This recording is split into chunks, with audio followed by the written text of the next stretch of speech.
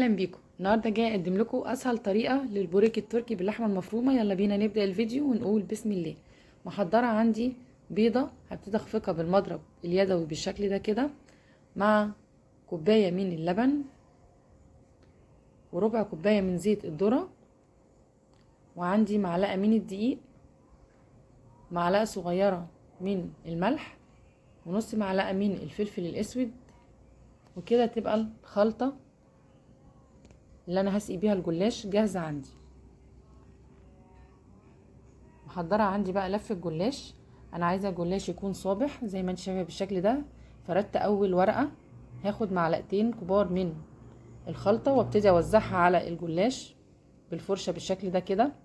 هجيب ورقه تانية، وبين كل ورقه والتانية بدهن من الخليط.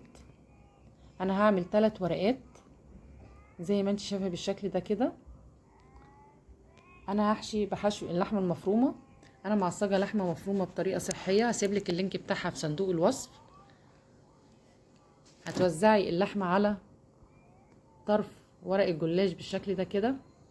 هبتدي بقى ابرمه زي الرول واضغط عليه عشان يمسك كويس زي ما انت شايفه بالشكل ده. سهل جدا وبسيط. هبتدي اقطعه بقى صوابع الحجم اللي انت عايزاه. هكون محضره عندي الصينيه اللي هدخلها الفرن، دهناها بالزيت، وابتدي ارص صوابع الجلاش فيها. طبعا معاكي قناه مطبخ فوفا، لو اول مره تشوفيني يلا اشتركي عندي وفعلي الجرس علشان كل جديد يوصلك باذن الله من وصفاتي. انا عملت 3 ورقات بينهم دهنه من الخليط اللي انا عملته، معلقتين من الخليط، سقيتها كويس جدا زي ما انت شايفه بالشكل ده. هبتدي بقى اكمل باقي الصينيه.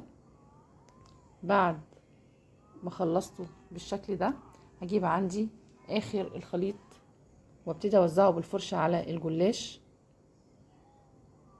هسقيه كويس جدا واسيبها ترتاح لمده ربع ساعه، وبعد كده هدخلها الفرن على درجه حراره 180 درجه. هيطلع معايا وهيبقى بالشكل ده طالع ما شاء الله. التسويه بتاعته حلوه، طعمه وريحه بجد خطير.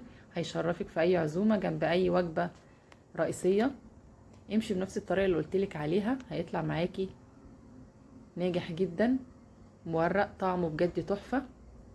لو عجبك اكتبيلي في الكومنتات، واستنيني في وصفات تانية كتير بإذن الله هتعجبك مع البوريك التركي. وألف هنا وشفا.